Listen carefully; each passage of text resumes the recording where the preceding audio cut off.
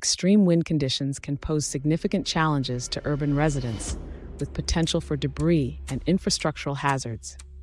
Firstly, securing windows and doors using storm shutters or plywood can shield your home from wind damage. When venturing outside, identify and avoid areas with a high concentration of skyscrapers or narrow alleyways where wind tunnels can intensify.